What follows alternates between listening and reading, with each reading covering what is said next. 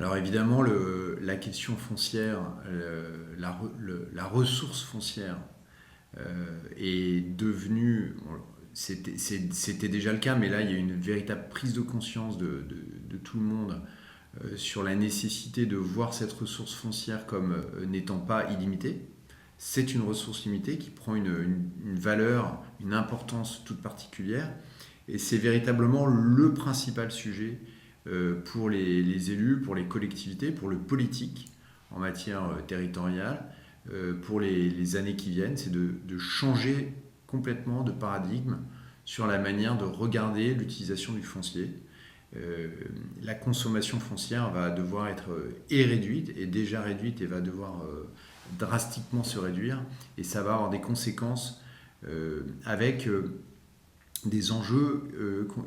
dont la priorité pour nous, c'est de les faire partager par la population, bien sûr par tous les acteurs de la filière de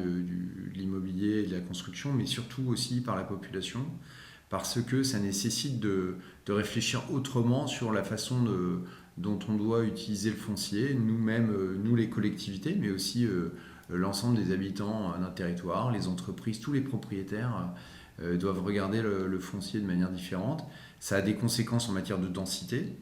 Ça peut conduire là aussi à des contradictions, puisqu'on veut à la fois éviter l'étalement urbain, mais on veut aussi préserver une qualité de vie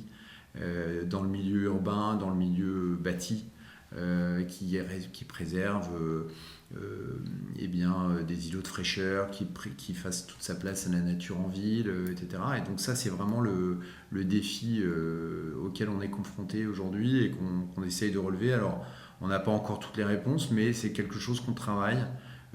très étroitement, non seulement avec tous les acteurs de la ville d'Angers, mais aussi avec les élus et tous les acteurs des territoires qui entourent Angers et même Angers-Lorraine Métropole. C'est vraiment quelque chose qu'on regarde et qu'on travaille à très long terme.